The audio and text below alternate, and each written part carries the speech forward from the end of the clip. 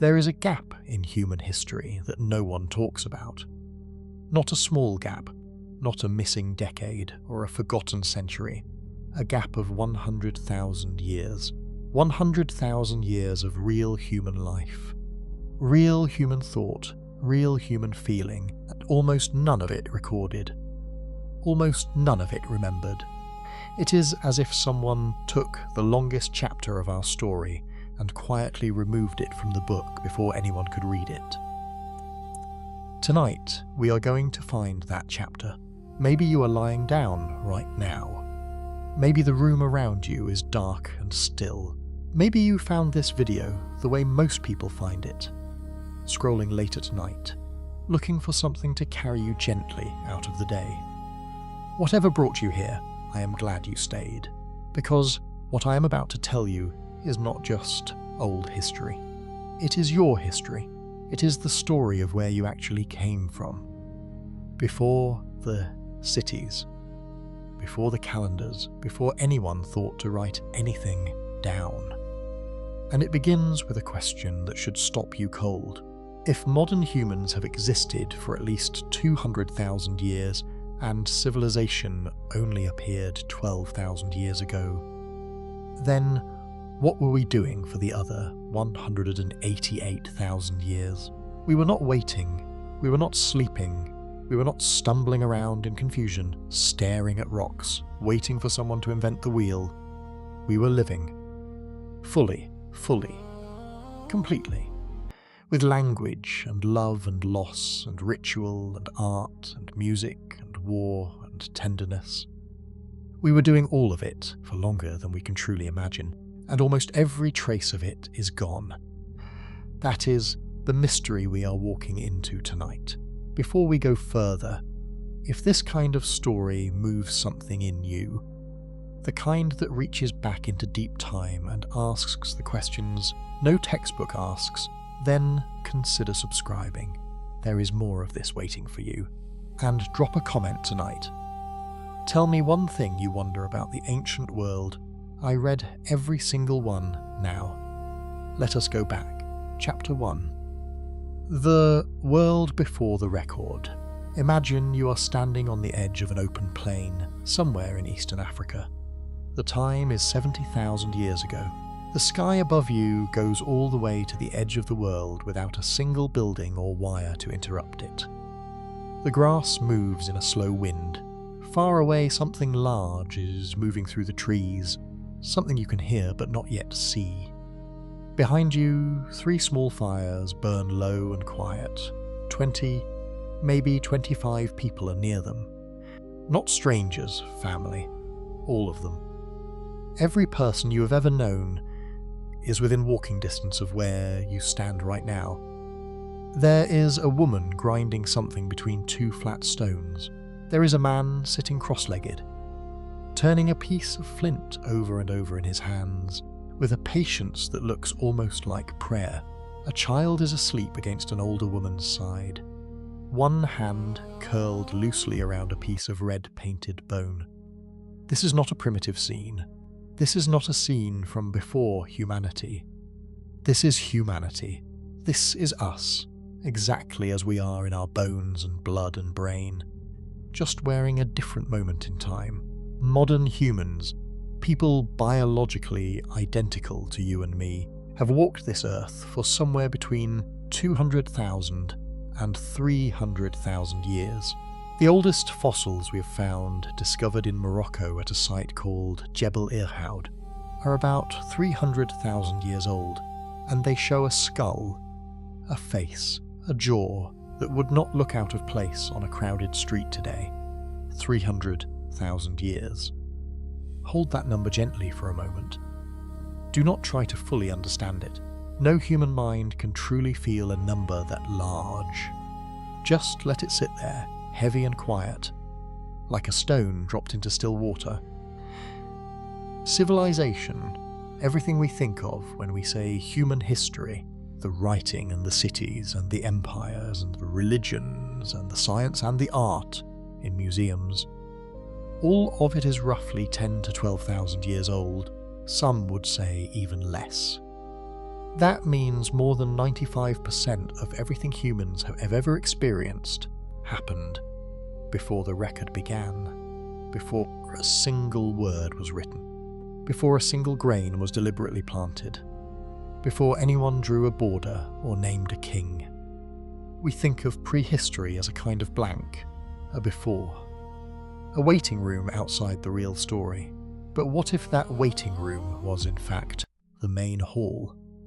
What if those 100,000 silent years were not the prelude to the human story, but the heart of it? What if the version of ourselves that lived closest to the truth of what we are was not the one building skyscrapers, but the one sitting quietly by a low fire, listening to the wind move across the grass? That is not a romantic fantasy. That is a serious question, and tonight we are going to sit with it. Chapter 2. How close we came to nothing. Here is something that will stay with you. About 74,000 years ago, a volcano exploded in what is now the island of Sumatra in Indonesia. The volcano is called Toba, and when it erupted, it did not simply erupt, it detonated. It released energy roughly 3,000 times greater than the largest nuclear weapon ever tested. It blasted somewhere between 2,000 and 3,000 cubic kilometers of rock and ash into the atmosphere. To put that into a picture you can feel, the ash from Toba has been found in ice cores drilled in Greenland, on the opposite side of the planet. A layer of sulfuric acid in those ice cores, locked in ice for 74,000 years, still marks the moment. The dust cloud that Toba threw into the upper atmosphere was so thick that it blocked sunlight across much of the world for years, possibly decades. Temperatures dropped, forests contracted, animals died. Ecosystems that had existed for millions of years collapsed in geological blinks. And somewhere in all of that, our ancestors were trying to survive. Some genetic studies suggest that around this time, the total human population may have dropped to somewhere between 3,000 and 10,000 individuals. Just a few thousand people on the entire planet, all of them in Africa, all of them fighting to find food in a world that had suddenly gone cold and dark and thin. We were nearly gone, not metaphorically, literally. The human species nearly ended 74,000 years ago in the ash and cold of a supervolcano's aftermath. But some of them made it. We do not know exactly how. Perhaps they were in the right valley, sheltered from the worst of the cold. Perhaps they were near a coastline where seafood kept them alive when inland plants had died. Perhaps they were simply lucky, the way survival so often comes down in the end, to a kind of luck that no amount of intelligence can fully replace. They survived, they rebuilt, they kept going, and from those few thousand people, every human being alive today eventually descended. Think about what that means.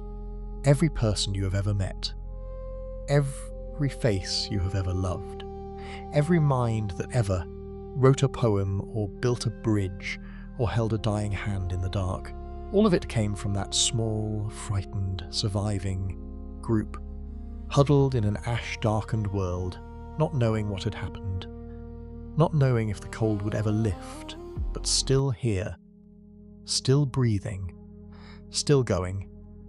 You are the result of that survival. You carry it in every cell. If that does not make you feel something deep and quiet and enormous, I do not know what will. Chapter 3. Walking out of Africa. Somewhere around 60 to 70,000 years ago, something began to happen that would change the planet forever.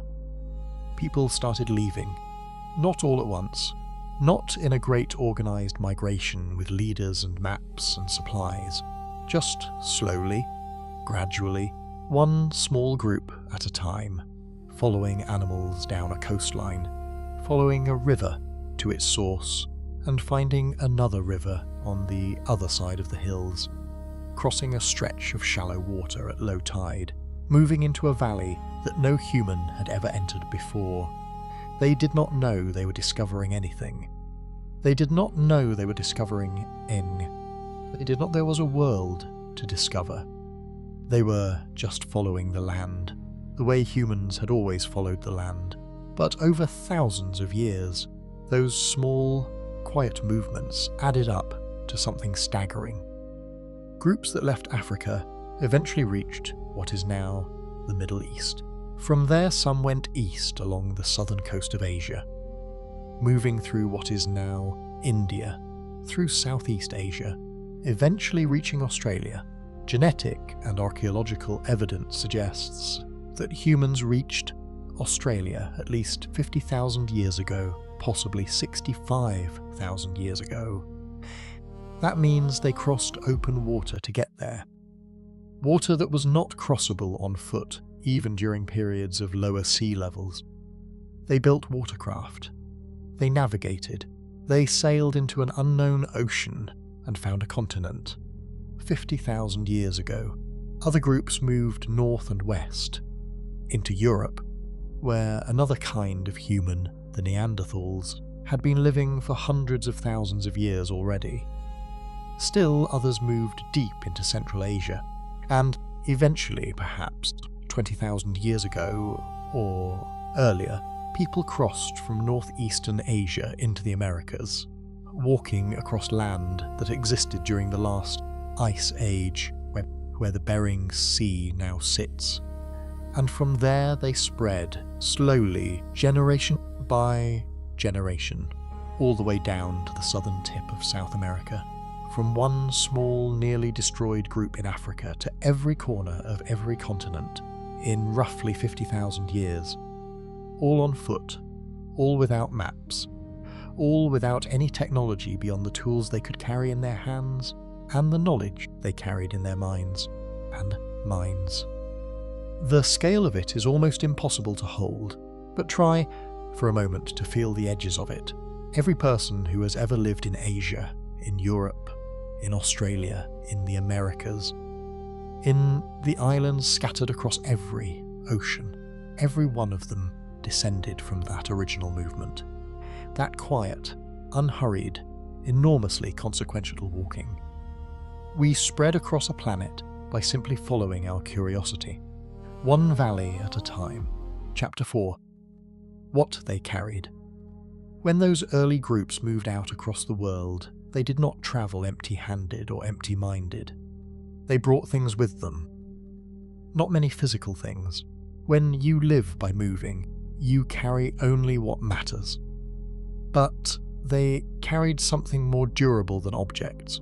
They carried knowledge, the knowledge of which plants could heal and which could kill, the knowledge of how to read water in a dry landscape, how to find it underground, how to follow animals to it in the dry season, the knowledge of fire, not just how to make it, but how to manage it, how to carry it from place to place, how to feed it and control it, and use it in different ways for different purposes.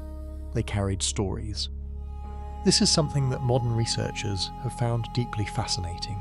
Among the world's remaining hunter-gatherer communities, and there are still a small number of such communities today, there is often an astonishing depth of oral tradition, stories that encode geographic knowledge, stories that encode geographic instruction, stories that map the behaviour of animals and the patterns of seasons, all wrapped in narrative form, so they are memorable, repeatable, transferable. Some researchers believe that certain very ancient stories found in fragments across many different cultures with strikingly similar elements, may preserve memories of events that happened tens of thousands of years ago. There are Aboriginal Australian stories that appear to describe geological events, coastlines and landmarks that changed as sea levels rose after the last ice age. Events that happened more than 10,000 years ago. The stories survived that long in oral form. 10,000 years of an unbroken chain of telling. Think about that. Your great-grandmother told your grandmother, who told your mother, who told you. Go back far enough, and the chain of telling stretches all the way back to people who watched coastlines disappear under rising oceans and put that sight into a story so it would not be forgotten. Language is older than writing. Story is older than record. Memory is older than history. They also carried something harder to name, a way of being in the world, a quality of attention, the kind of deep, embodied awareness that comes from living close to the land, from paying attention to everything because everything might matter, because the rustling in the grass might be food or might be danger, because the colour of the sky might mean safety or storm. We have, in the modern world, largely lost that quality of attention. Our awareness has moved inward into screens and schedules and the noise of our own thinking. We are rarely fully present in the physical world around us. But it is still in us somewhere, latent, waiting. You feel it sometimes, on a long walk somewhere quiet, on a night when the sky is very clear and very dark, and you stand still and just look up. In those moments when the body goes quiet and the mind goes wide, and you feel, briefly, like you are part of something much larger and older than yourself. That feeling is not nostalgia, it is recognition. Something ancient in you, recognizing the world it evolved in. Let it be there for a moment. For a moment, just breathe. Chapter 5. The art that survived the dark. Now I want to take you underground. Imagine moving through a low tunnel in the side of a hill in what is now southern France. The entrance is narrow. You have to bend your body to fit through it. The stone around you is cold and smooth and damp. The sound from outside, the wind, the birds, whatever small sounds the world was making, all of it disappears almost immediately. Down here, there is only the sound of your own breathing and the soft flutter of the flame you are carrying in a small stone bowl filled with animal fat. You move deeper. The tunnel widens into a chamber, and then another, and then a passage leading to something larger still. The walls curve around you. The ceiling arches above, and in the moving light of your small flame, the walls begin to show you things. Animals, painted with a care and a confidence and a beauty that makes your breath go still. Horses running, their legs caught in mid-stride, their manes suggested by a few bold lines. Aurochs, the great wild cattle that once roamed Europe, drawn so large and so real that they seem to fill the chamber. A woolly rhinoceros, its heavy head lowered, painted in black and deep red. A lion, watching from a corner. A group of deer crossing a river, their heads held high, their antlers rising above the painted waterline like bare winter trees. Some of the animals are drawn using the natural surface of the cave wall. A bulge in the stone becomes a shoulder. A crack becomes the line of a jaw. The painter felt the shape of the rock and made the animal emerge from it, as if it was already there, waiting to be found. This is Chauvet-Cave in the Ardèche region of France. The paintings here are at least 36,000 years old. Some may be older. They are among the oldest known artworks in the world, and they are extraordinary by any measure. Not primitive, not rough, not the fumbling marks of someone just discovering what a hand can do.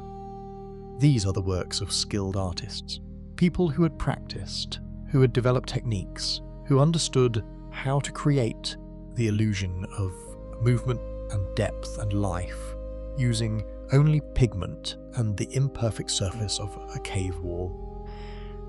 People who felt something deeply enough that they came down here into the dark, far from the warmth of the fire and the company of others, carrying their small light, and made something beautiful where almost no one would ever see it. Why? Why come this deep into the dark to make art? We do not know. We will probably never know for certain, but every theory that researchers have offered is in its own way more interesting than a simple answer would be. Some believe daffodils. Some believe the deep caves were sacred spaces, places where the wall between the everyday world and the spirit world felt thin, where the animals painted on the walls were not representations of animals in the outer world, but something closer to the animals themselves in some other form. Some believe the paintings were part of initiation rituals, experiences meant to transform the people who witnessed them. Some believe the act of making them, the long hours in the flickering dark, the intimate attention to the shape of an animal's body, was itself a form of communion, a way of saying, I see you, you are real to me, you matter. All of those things feel true in their different ways. What is certain is this: the impulse to make art, to take the raw experience of the living world and transform it into something made, something that carries meaning beyond its physical form. That impulse is not a product of civilization. It did not appear when cities were built or writing was invented. It was here long before any of that. It is one of the oldest things about us. 36,000 years ago, a person crawled into a cold, dark cave with a handful of pigment and a small flame, and made something that is still beautiful today.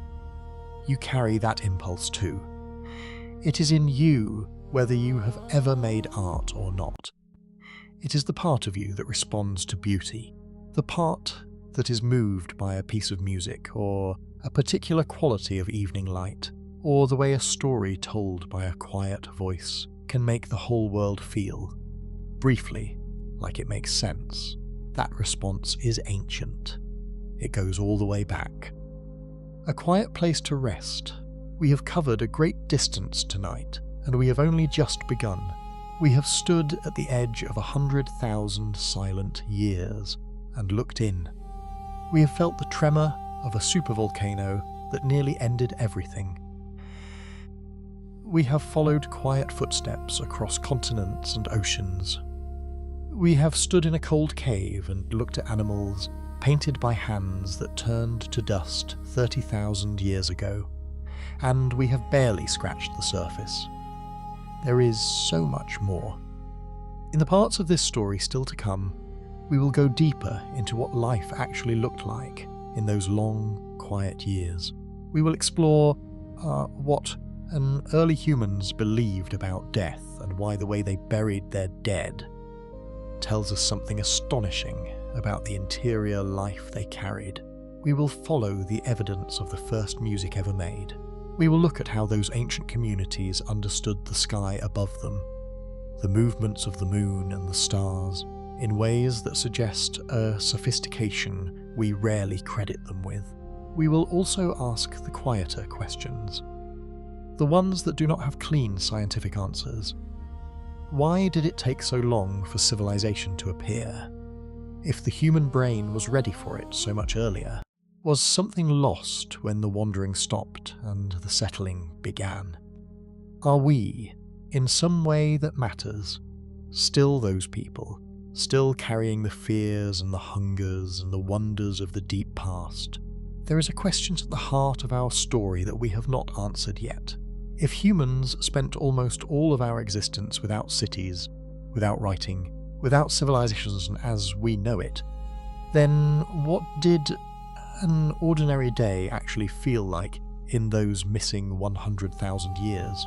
Not the big events, not the eruptions and the migrations and the rare moments that leave traces in stone. I mean, the small hours, the mornings, the long walks, the evenings around the fire, the quiet rhythms that shaped a life long before there were clocks to measure it. In this part of our journey, we are going to step inside one such day. We will walk with a small group of our ancestors through a landscape that no longer exists. We will watch what they notice, what they fear, what they love, and what they pass on to their children without ever writing a word. We will sit beside them at night and listen to the way they talk about the sky and the dead and the strange, steady turning of the world. And as we do, you may begin to feel something gentle and unexpected. You may begin to recognize yourself. If that happens, let it. You are not imagining it. You are meeting a part of your own mind that remembers. If you have not yet subscribed, and you like this kind of deep, quiet journey into the parts of our story that textbooks skip, you can do that now. It helps keep these long, slow explorations alive. And if a question rises in you as you listen, leave it in the comments later. The best questions often come from the edge of sleep. For now, just listen. The world turns slowly, and so do we. Chapter 1. Morning on the long plain. Imagine you are waking up on the ground. The earth beneath you is firm, but not uncomfortable. You are lying on a layer of dried grass and animal skin that smells faintly of smoke. The air is cool and still, with that particular hush that comes just before the first birds begin to sing. You open your eyes.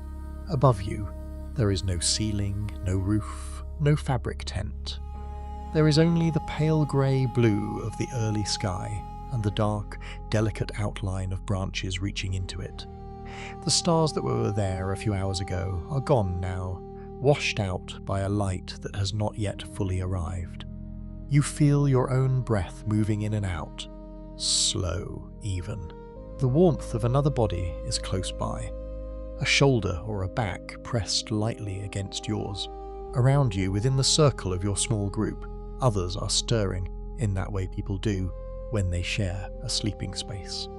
A shift here, a quiet sigh there, the soft sound of someone stretching in half sleep. The fire is only embers now, a low red glow under a thin layer of ash. A single, thin thread of smoke rises from it and drifts sideways, telling you where the faint morning breeze is coming from. You are 30,000 years in the past. You sit up. Your muscles feel used but not strained. The ground is familiar. The smells are familiar. There is nothing in this moment that surprises you. This is simply waking. Another day in a life made of days like this. Someone is already moving toward the embers, carrying a small bundle of dry grass and twigs. They lean down, blow gently, and the embers brighten, sending a soft orange light across their face. They feed the small flame, slowly, patiently, until the fire wakes up too, and a little warmth spreads outward into the cool of the morning. There is no alarm, no clock. The day starts when the light and the air and the bodies of the people around you say it is time. For our ancestors in these deep, quiet centuries, a day like this was both ordinary and everything. Survival was not a separate category. It was woven into every movement. But that does not mean their days were full of panic or constant danger. Most of the time, they were full of rhythm.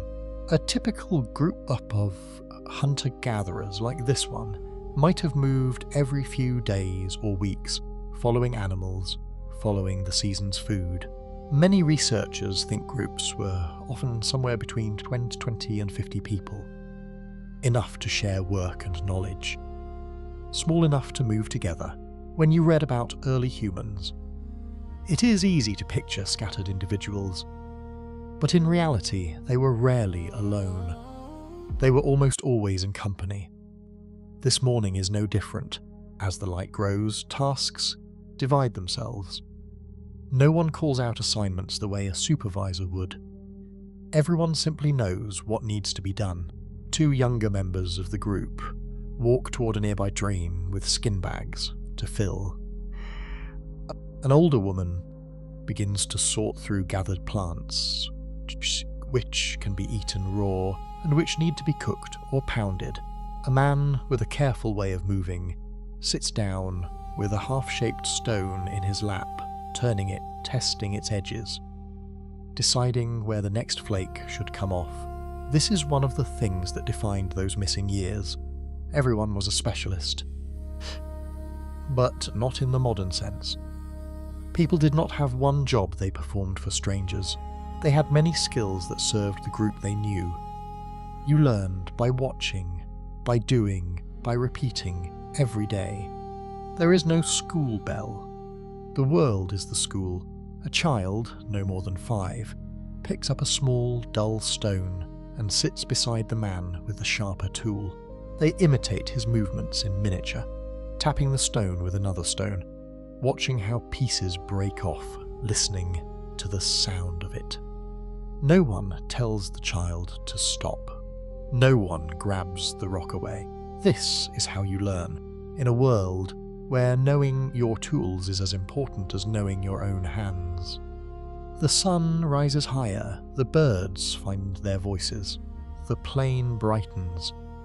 Insects begin to move through the grass, and somewhere, a little way off, the group's best tracker is already scanning the ground, eyes moving lightly over every disturbance in the dust.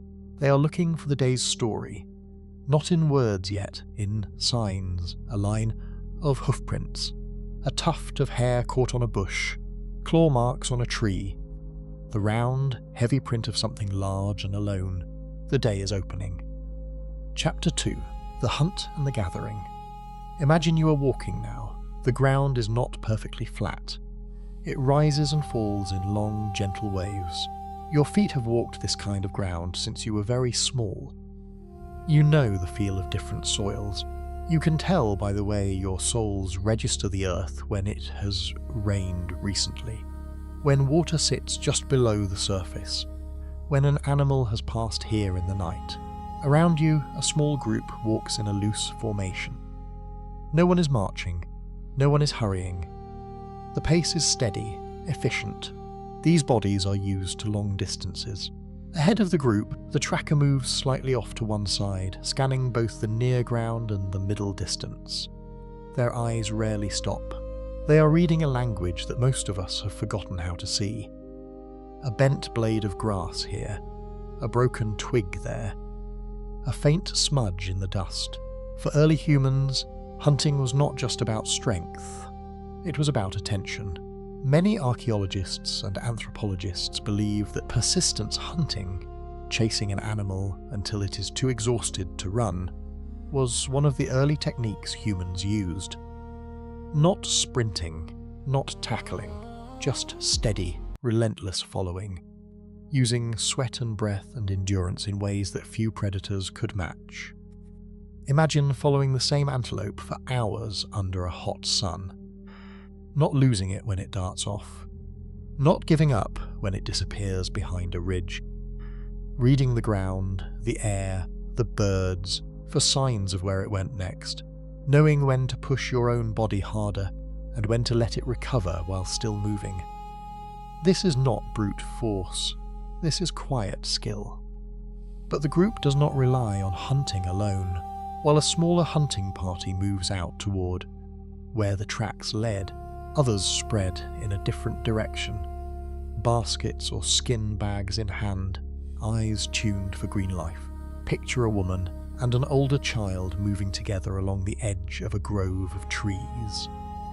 Their eyes move from ground to leaves to bark, cataloguing, deciding.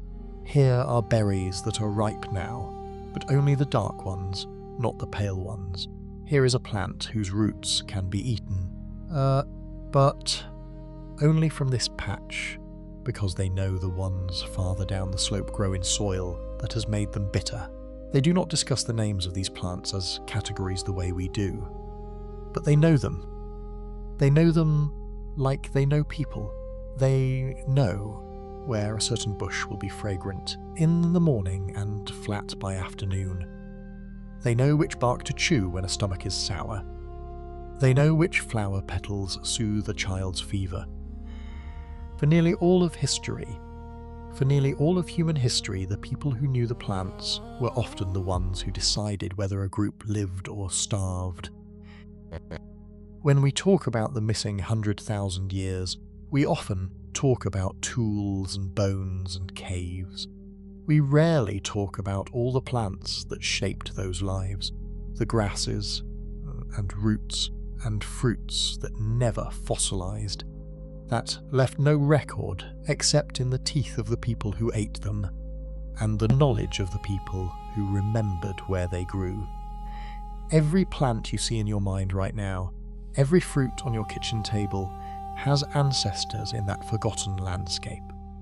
We co-evolved with them. Our bodies learned what to do with them. They changed us, and we changed them. The day moves slowly, the sun tilts higher, heat builds, sweat moves across skin and dries in the wind, leaving faint salt. The sound of insects grows louder, then falls quiet when a breeze passes. In the distance, the hunters have spotted movement. They do not shout, they do not run wildly, they become very, very calm. This is one of the deep secrets of life in those missing years. Not everything was frantic. Much of it was made of long, low stretches of focus, broken by brief bursts of action, then followed again by long, low stretches of rest. Your body, even now, knows this rhythm. It is why certain modern patterns of work exhaust you in a way that feels unnatural. They are unnatural. They do not match the rise and fall our species grew up inside. Out here, the rhythm is older. The hunters move with it. Chapter 3. Sharing the Kill. By midday, the group is back together. In the centre of the loose ring of people lies the body of an animal. Not enormous, not tiny. An antelope perhaps, or a similar grazer. Its eyes are closed now. Its body is still. The only movement is the faint, rhythmic shiver of flies beginning to circle. There is no cheering, no shouting victory. The mood is not wild, it is serious. For early humans, killing an animal was not entertainment. It was not sport, it was necessity. But necessity does not cancel respect. If anything, it deepens it. Many traditional hunter-gatherer cultures that survived into recent centuries speak about animals in ways that are both practical and reverent. They apologize to the animal's spirit. They thank it. They talk about a kind of agreement between humans and the creatures they hunt. We take, but we do not take without acknowledging that something real and alive has ended so we can continue. We do not know exactly what people 30,000 years ago believed about animals. We do not have their words, but we have their behaviour. Bones in archaeological sites show patterns that suggest meat was shared carefully, high-calorie parts distributed in ways that balanced need and obligation. Skilled hunters received respect, but so did those who shared. Someone who hoarded meat would not have been admired. They would have been dangerous. Food and social bonds were the same thing. The processing begins. Knives of chipped stone move with practiced movements. The skin's opened, pulled back, cut free. The smell is rich and metallic. Hands move in, careful not to puncture the stomach and spill bitterness over everything. Organs are lifted, set aside, evaluated. Some are eaten quickly and with clear enjoyment. Others will be cooked. Bones are exposed and cut at familiar places. A child watches this with wide eyes. This is not hidden from them. They are learning how an animal is put together, how a life is made of parts that can be given back to the group. As the meat is prepared and divided, there is talking.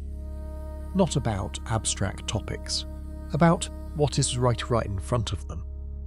About the way the animal ran today compared to how animals ran in the last season. About the feel of the ground underfoot and what it might mean for weather. About who will carry what back to the camp. This is how knowledge about the world is passed, not in lectures.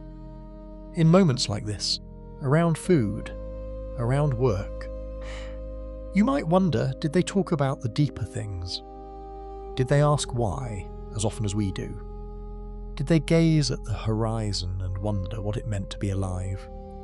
The answer, almost certainly, is yes. We know this because we know ourselves. The same brain that puzzles over these questions now was inside those skulls then.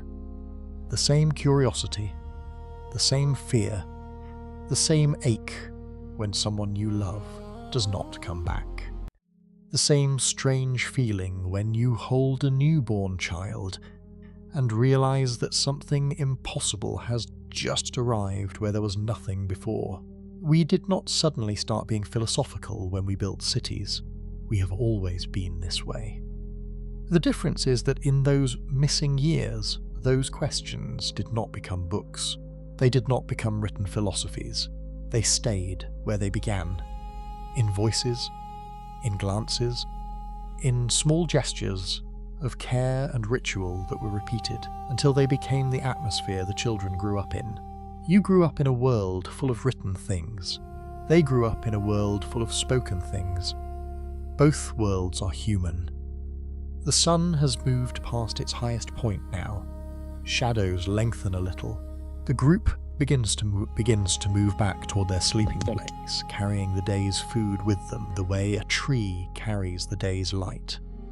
Chapter 4. The shade of the afternoon. The heat of the day has settled over the plain like a quiet weight. The group is back in their familiar place, not a permanent home. Just a place that feels like home for now. A few days, a few weeks.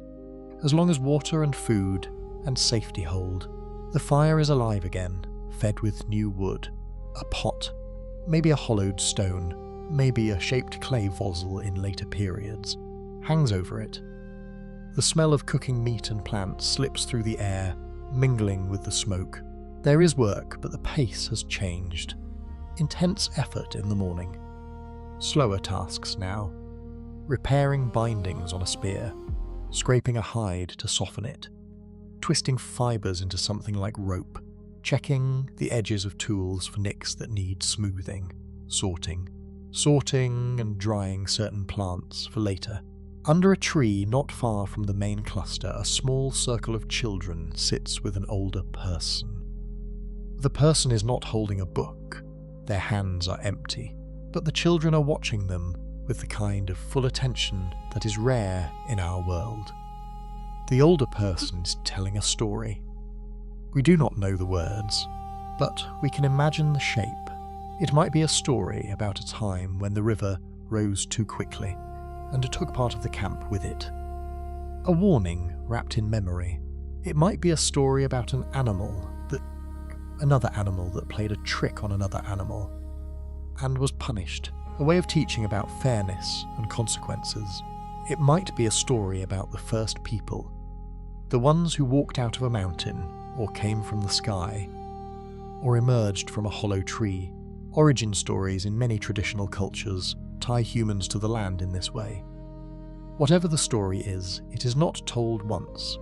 It is told again and again over many days, many nights, many years. Researchers who study oral traditions have found that repetition is not a sign of forgetfulness, it is the system. The same story told many times is how information stays alive without paper. The details can shift, but the core remains. Wrapped in rhythm and familiar phrases, carried in the body as much as in the mind. If your own eyes feel a little heavy as you picture this, that is all right. You are joining a very old audience. Humans have been drifting at the edges of sleep while listening to stories for tens of thousands of years. We did not invent this ritual. We inherited it. Under another patch of shade, two people sit facing each other, their hands busy with something small. One holds a thin piece of bone. The other holds a stone flake with a fine edge. They are making a point, maybe for an arrow, maybe for a small spear. Bone tools have been found at many ancient sites. Needles with drilled eyes, awls for piercing hides, fine points that suggest careful, detailed work. These objects tell us something important. These people had time. If every hour was spent running from danger or desperately searching for food, there would be little opportunity for delicate craft. The existence of finely worked objects tells us that, at least, sometimes there were slow afternoons like this. Time for care, time for improvement, time for someone to sit with a tool and think quietly, could this be better? Innovation in those years did not look like labs and patents. It looked like a small adjustment in a familiar process, repeated many times until it became the new normal. Someone at some point looked at a round stone and thought, what if it had a hole? What if we could pass something through it? What if we could wear it, or attach it, or spin it? From that kind of small thought, entire worlds eventually emerge. But there is no rush. Not yet. The world beyond this group does not press in with news or noise. The horizon is quiet. For a moment, as you picture them there in the heat of the afternoon, let your own breath match their pace. Slower, deeper, not urgent. The world turns slowly, and so do we. Chapter 5. Evening with the dead and the sky. As the sun drops toward the horizon, the light softens. Shadows grow long and almost weightless. The heat eases. The sounds of animals change. Some withdraw, others wake and begin to move. The air carries a different tone. Even now, in a modern city, you can feel this transition if you pay attention. That subtle shift when day turns toward evening, and some quiet, ancient part of your mind says, this is the hour when the fire needs tending. For our ancestors, that feeling shaped the whole rhythm of the day. Tonight, for this group, the evening is not just another meal and another story. Tonight, someone in their circle has recently died. Death for early humans was not rare, but that does not mean it was ordinary in feeling. A child sickened and did not recover. An older man fell and did not stand up again. A woman bled too much after childbirth. However it happened, the group feels the absence. We know, from burials tens of thousands of years old, that they did not treat the dead as discarded bodies.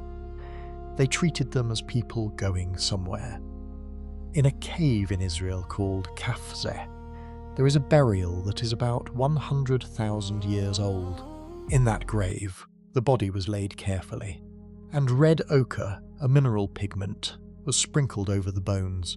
In some other burials of similar age, objects have been placed with the dead. Tools, beads, animal parts, things they may have used in life. This tells us something simple and enormous. They believed that what happens after death is not just nothing. They may not have had a single unified doctrine. They may not have carved their beliefs in stone.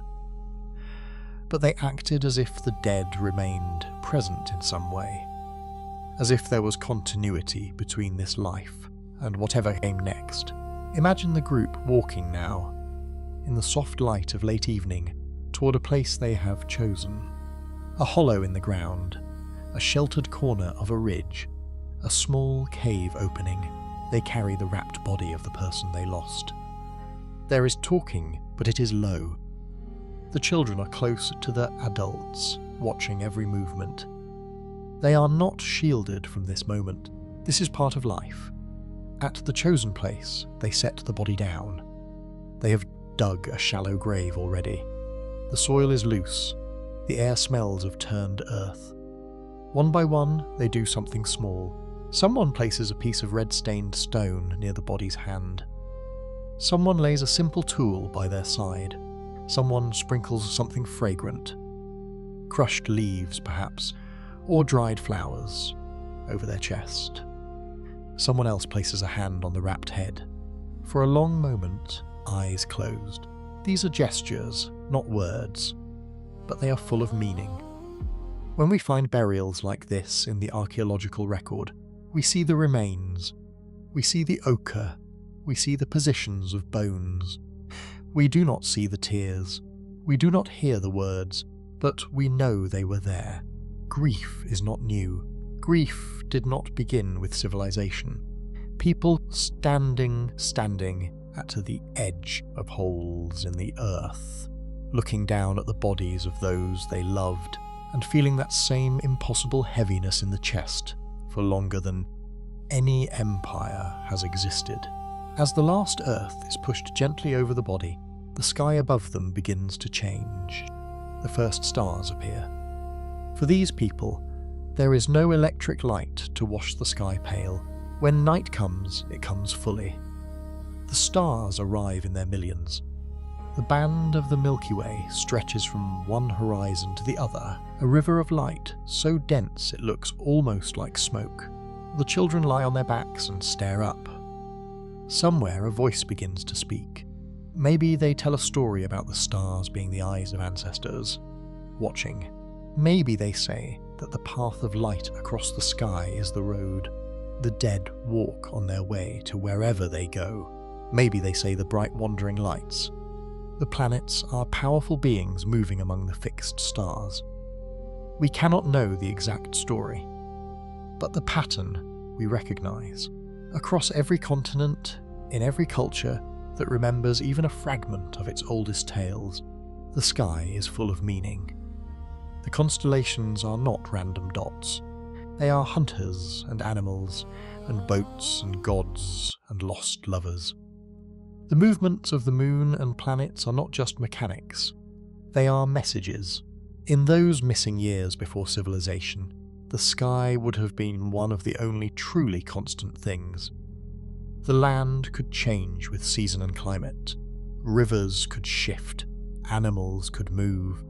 But the stars rose and set, night after night, in patterns that repeated over lifetimes. Our ancestors watched. They noticed when certain stars rose just before dawn, at the time when rains usually came. They noticed when the position of constellations at sunset matched the time when certain plants would be ready.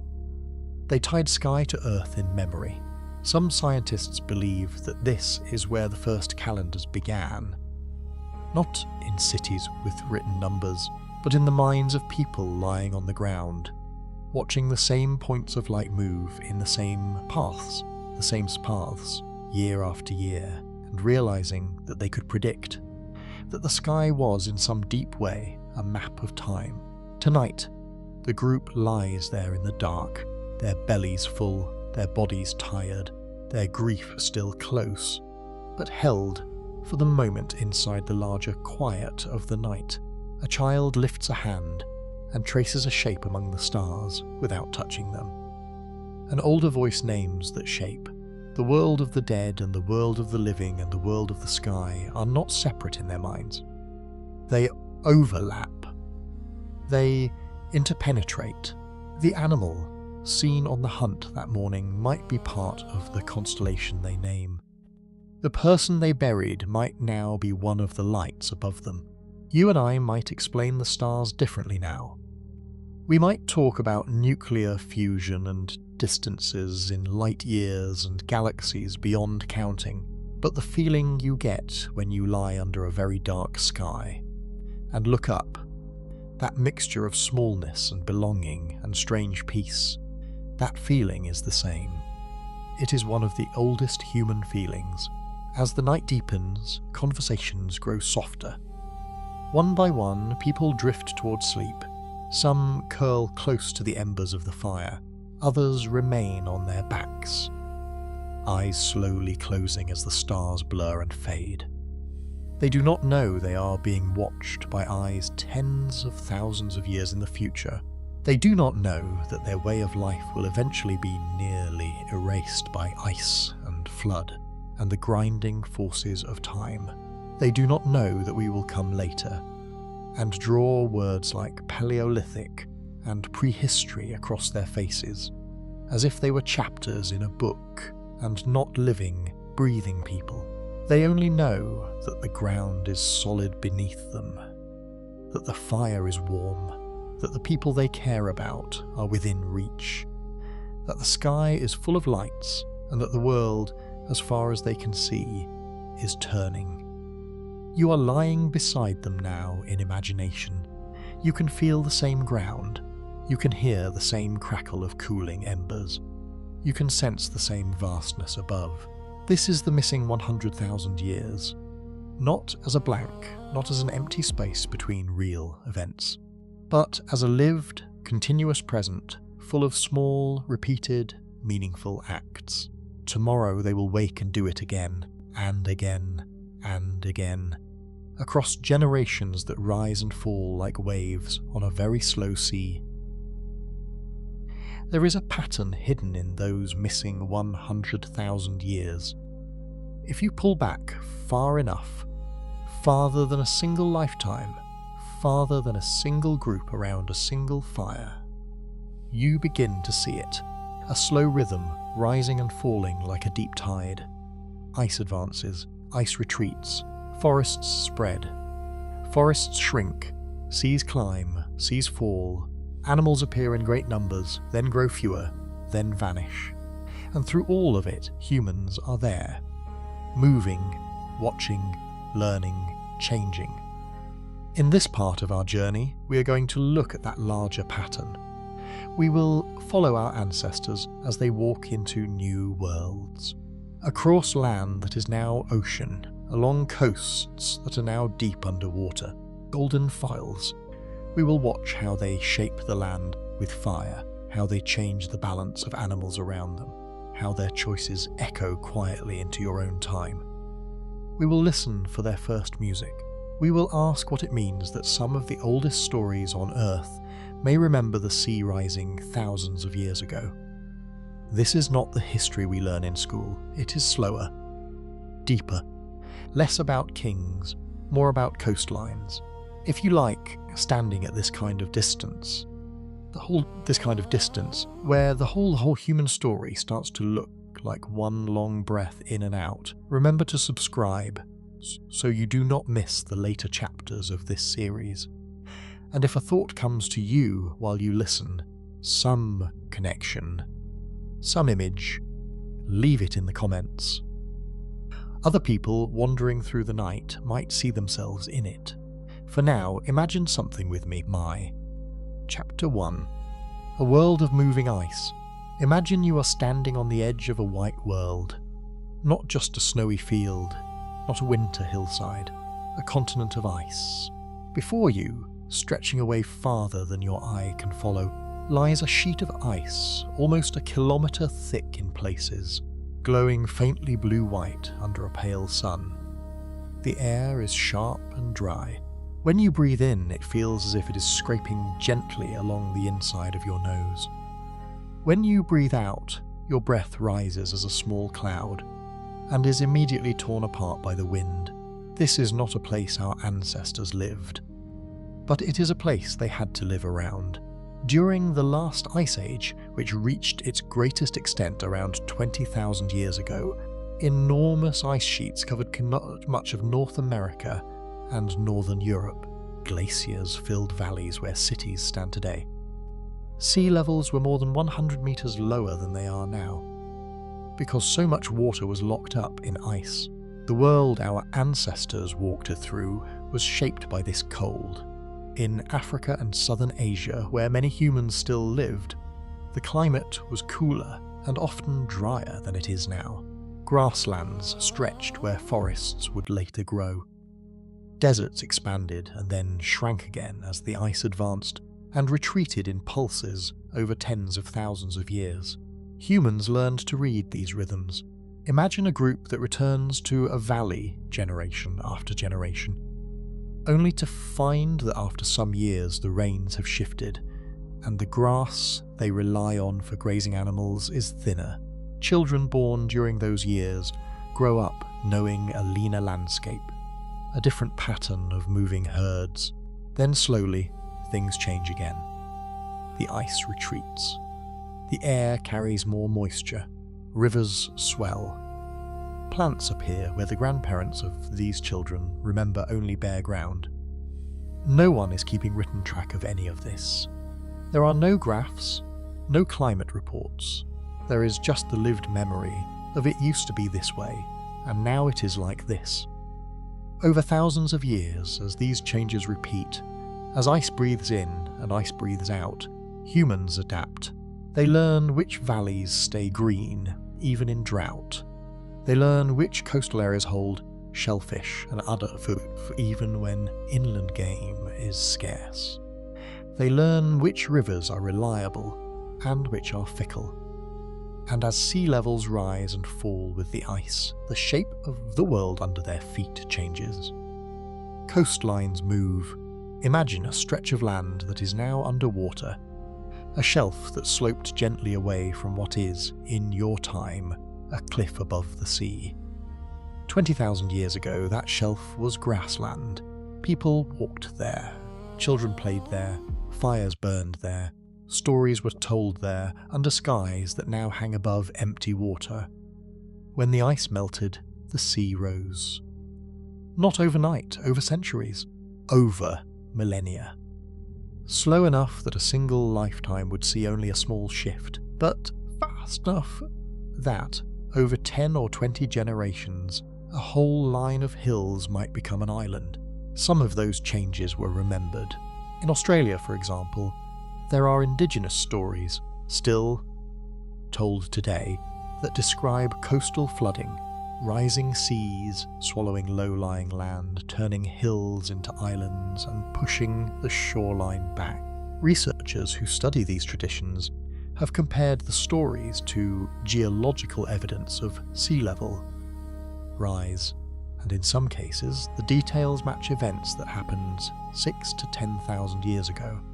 That means memories of changing coasts may have been carried by word of mouth for hundreds of generations. Think about the weight of that. A child hears a story about a time when the sea was farther out, about land where people once walked, now under waves. That child grows up and tells the same story to their own child. Slight changes slip in, small details are added, but the core remains. The sea rose, the land sank. What was once dry is now deep.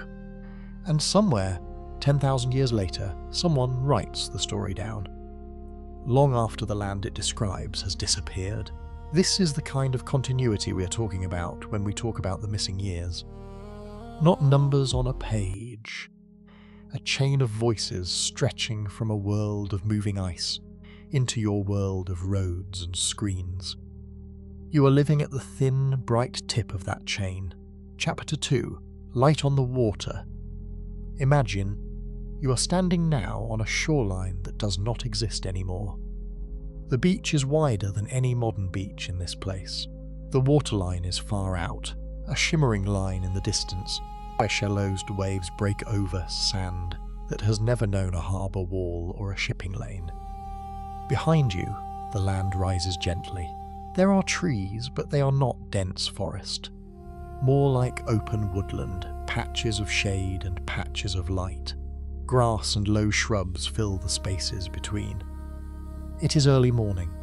The light is soft and low, laying long reflections over the water. A small group is gathered near the water's edge. They are not here to swim. The water is cold. Even in warm regions, early mornings beside the sea have a bite. They are here to work.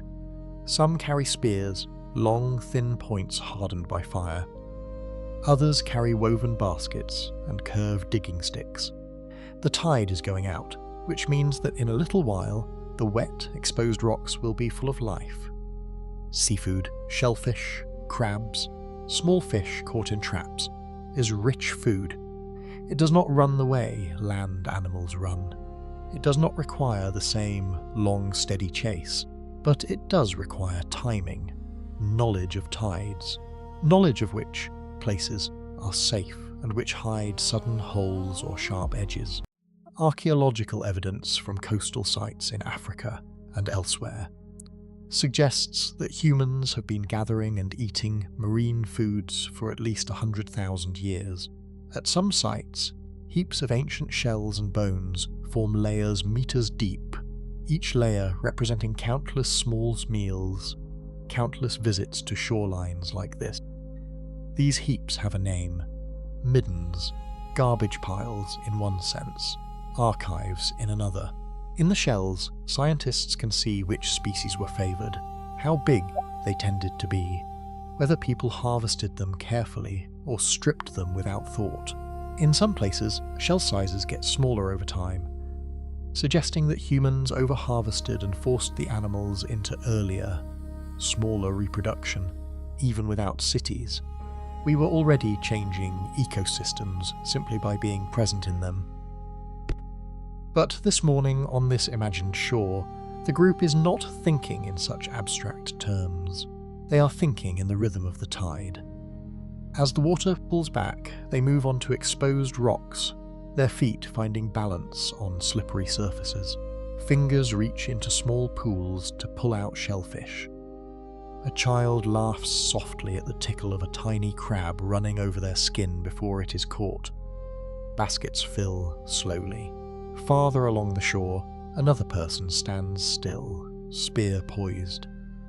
They have seen a movement in a shallow channel, a flicker of silver. They wait, arm steady, eyes locked on the water.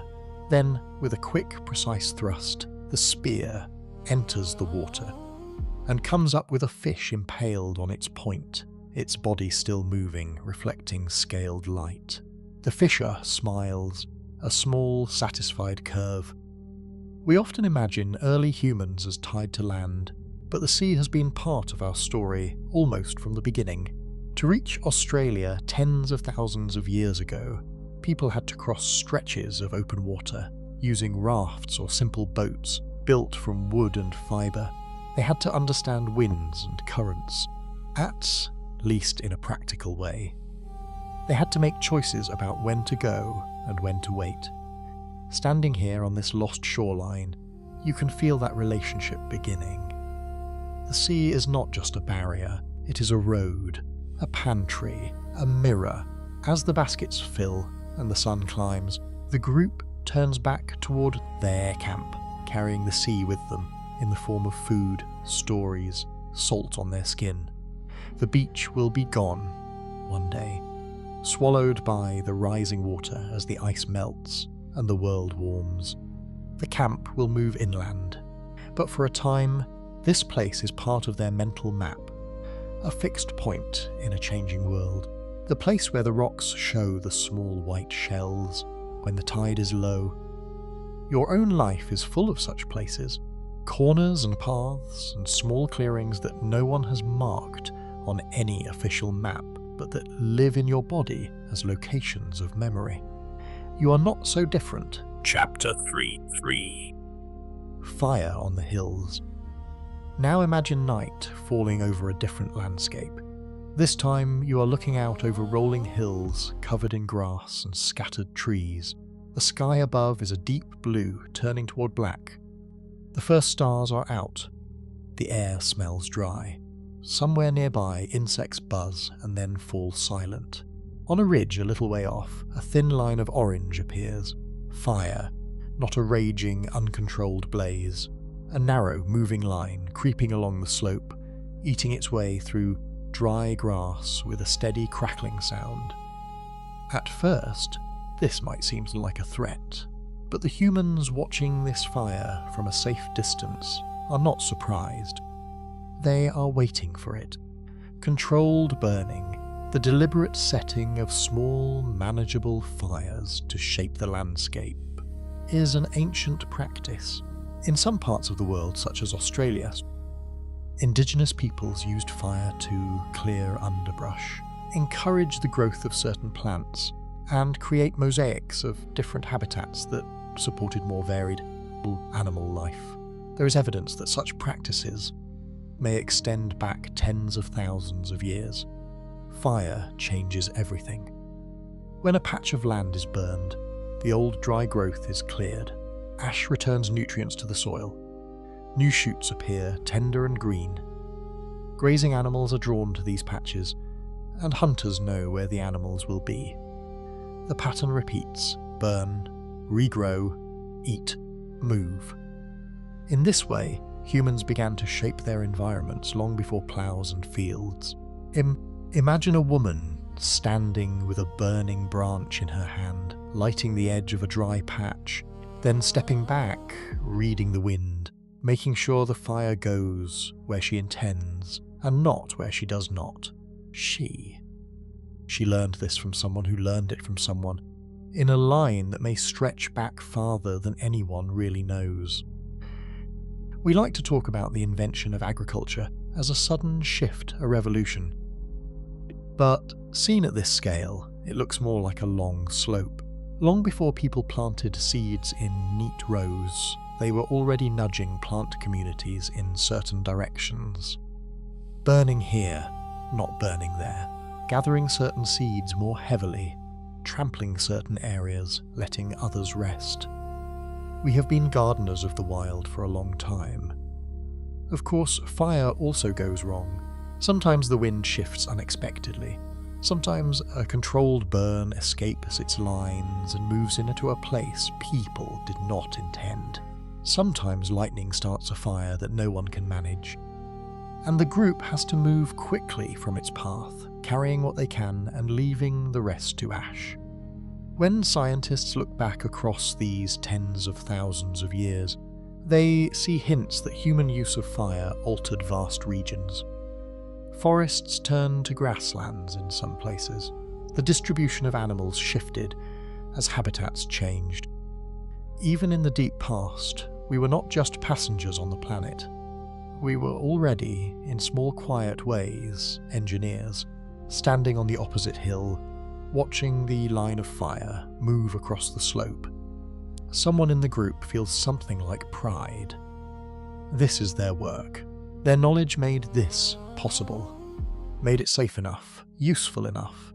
They do not know that far in the future, people will worry about out-of-control fires on a burning planet and argue about how to manage them. They only know that some weeks from now, when the first green returns to that blackened strip, the animals will follow. And so will they. Chapter 4, The Vanishing Giants. Not all animals could adjust. In many parts of the world, the last tens of thousands of years saw a quiet, gradual disappearance of very large animals, megafauna. Giant ground sloths in the Americas, huge marsupials in Australia, mammoths and woolly rhinoceroses in Eurasia. Many of them vanished over a relatively short window of time in geological terms, often within a few thousand years of humans arriving in their regions. Scientists still debate the exact balance of causes. Climate change at the end of the Ice Age certainly stressed many ecosystems. As ice retreated and climates warmed, the habitats some of these giants depended on shrank or shifted. But in many cases, the timing of extinctions lines up closely with human arrival. It seems that we, with our clever tools and cooperative hunts and ability to burn and shape landscapes, played a role in their disappearance. Imagine, for a moment, a group like the one we have been following, standing in the shadow of a mammoth. The animal is enormous, taller at the shoulder than any elephant you have seen in your own time. Its curved tusks shine in the low light. Thick fur covers its body, stirring in the wind. It moves with slow, heavy grace, the ground slightly trembling under each step. To these humans, the mammoth is many things. It is meat, yes. A single kill could feed a group for a long time, provide fat for energy, bones for tools, hide for shelter. It is also danger. A wounded mammoth can kill. It is also, in some way, a presence, a being, a part of a world where humans are small. The first time a group learns how to take down such a creature, it changes their sense of what is possible. It may take days of following, carefully planned approaches, spears launched from safe distances, the use of terrain, driving the animal toward a ravine or a soft patch where its weight works against it. When it finally falls, there is sweat and blood, and almost certainly some complicated mix of feelings, relief, maybe sorrow. Over generations, such hunts might become more common, techniques improve. Stories celebrate successful hunts. The memory of how difficult it was at first begins to fade. And slowly, across thousands of years, the mammoths grow fewer. At some point, in some valley, a child will stand where their grandparents once saw herds of giants and see only empty grass. They may not even know what is missing. The stories their elders tell of the great hairy ones may sound like myth, like we might think of dragons, exaggerations, perhaps, or symbols. But the bones in the ground are real. In Australia, similar patterns played out with huge marsupials like Diprotodon, a giant wombat-like creature, and oversized kangaroos. In the Americas, ground sloths and other large animals vanished after humans arrived and ice retreated. We cannot say that humans alone caused these extinctions, but we cannot honestly say we had nothing to do with them. The truth is somewhere in between, a complex dance of climate and hunger and opportunity. Looking back from a world where many species are now threatened by our modern actions, there is something sobering about this. Even when we lived in small groups with stone tools and no writing, our presence mattered.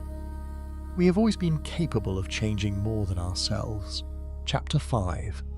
The first music so far. We have talked mostly about the outer world, ice and fire, coasts and animals. Now I want you to imagine something that has no fossil, no bones, no direct evidence in the earth. A song. You are sitting by a fire in a shallow shelter of rock. The night outside is cold and very dark. The wind has teeth in it. But in here there is warmth. The stone reflects the fire's glow. Shadows move on the walls. The day's work is done. The children are fed. The hunters sit with their legs stretched out, their feet bare to the heat. The gatherers' baskets are stacked neatly to one side. Tools lie within reach for idle hands. Someone begins to tap a rhythm, maybe on a hollow log, maybe on a flat stone, maybe on their own thigh. Soft at first, a simple pattern. Tap tap, pause. Tap tap, pause. Others join in. Fingers on stone, hands on skin, sticks on wood. The sounds layer, each person finding their own small place in the pattern. The air vibrates with it. Then, without ceremony, someone's voice rises. Not words yet, just a tone. A long low note that slides up or down and then settles. Another voice joins it, close but not exactly the same, creating a simple harmony. A third voice adds a higher or lower line. There are no lyrics to memorize, no written music. The song exists for as long as it is being sung and then dissolves into the night, and yet it is not random. Experiments and studies with modern hunter-gatherer groups show that singing and rhythm are common in such settings. Mothers sing to children. Groups sing during certain tasks. People use rhythm to coordinate movement, to make work more bearable, to pass the time, to bond. Archaeological evidence suggests that humans have been making music, in some form, for tens of thousands of years. Flutes made from bird bones and mammoth ivory, with carefully spaced holes, have been found in caves in Germany, dated to around 40,000 years ago. Those instruments did not appear out of nowhere. Whoever made them was shaping sounds long before that. Music is one of the most mysterious of our behaviours. It has no obvious survival function, and yet it is everywhere. Every known culture has some form of it. Infants respond to it. Adults use it to move their emotions in ways that can be hard to explain logically. Where did it begin? Maybe with heartbeat. A child, in the dark, pressed against a parent's chest, listening to that steady internal drum. Maybe with the rhythm of walking on long journeys. Maybe with the way rain falls, or the way waves break. or the way a stick sounds when it hits different things. Our ancestors listened as much as they watched. Picture a group clapping softly in a circle, their faces lit from below by the fire, their bodies swaying slightly, their voices weaving around each other in something like a wordless lullaby. The children curled near the fire feel safe. The adults feel connected. For a moment, the large, cold, dangerous world is held at bay by a thin shell of human sound. This is one of the oldest powers we have. We still use it. You have felt it when a song makes you feel less alone, for reasons you cannot explain. You have felt it when a certain piece of music slows your thoughts enough that you can finally rest. You are feeling some small, distant echo of it right now, as the rhythm of this story carries you through time. We think of language as the main way we connect, but before words grew complex, sound itself was already working on us. The missing 100,000 years were not silent. They were full of voices and rhythms, and songs that will never be heard again, and yet somehow, impossibly, are still here inside the patterns your own mind finds pleasing. As the group song tonight drifts down into fragments and hums, and finally into quiet, the fire collapses a little, releasing a soft sigh of glowing embers. Outside, the wind moves across the land in its own slow music. Inside, humans sleep. There is a question that walks quietly through everything we have seen so far. If humans spent so much time without cities and writing and machines, then when did we start to feel like the people we think of as us? When did an animal that could make tools and follow herds become a person who could look at their own life and ask, softlessly, "What am I doing here?" In this part of our journey, we are going to stay close to that question. We will step inside the early human mind as gently as we can. We will think about how our ancestors might have understood time and self and the strange fact of death.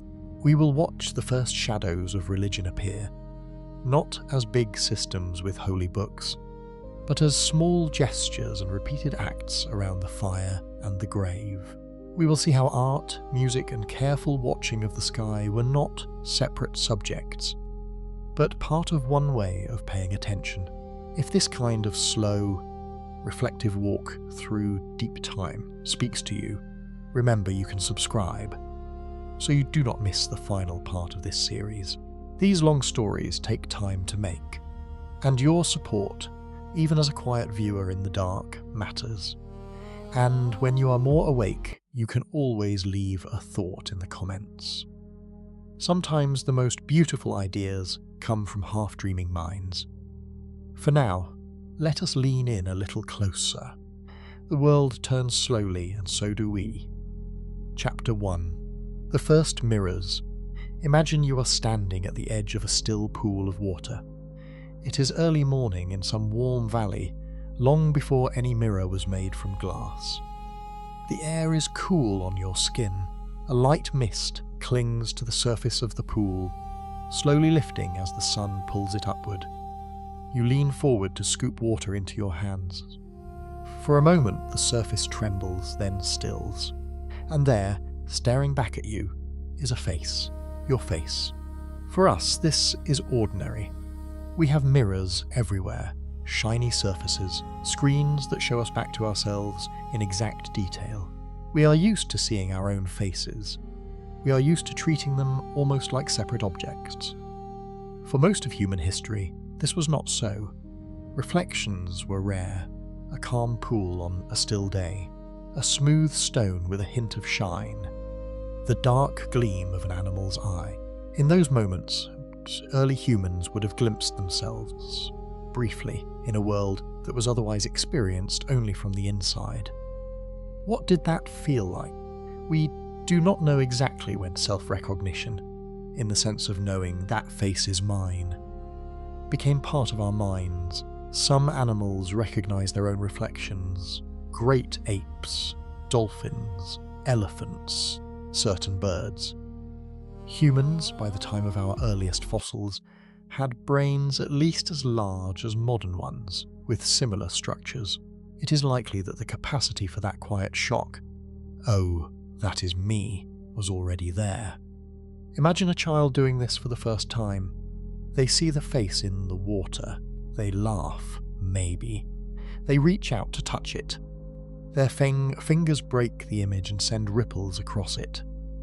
The other child's face breaks too.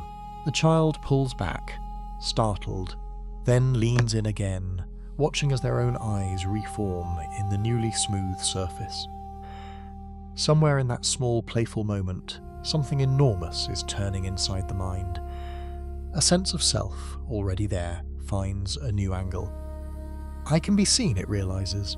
I am here, and also there, inside, and also somehow outside. We do not need complex language to feel this. It is a simple, deep awareness.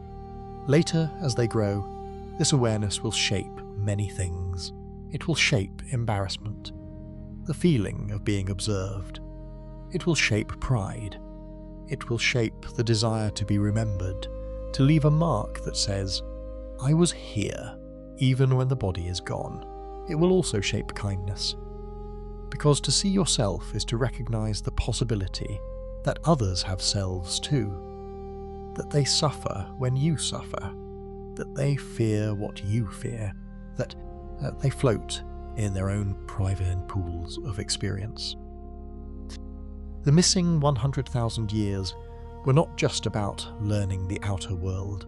They were about this inner world becoming clearer, more layered, more capable of holding complicated feelings.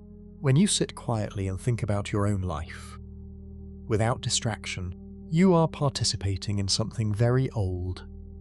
We did not suddenly start having inner lives when we built libraries. We carried them with us all along, across plains and deserts and ice, in skulls that held thoughts no one else ever heard. Chapter 2. Time Without. Clocks. Imagine you are sitting on a flat rock at the mouth of a shallow cave.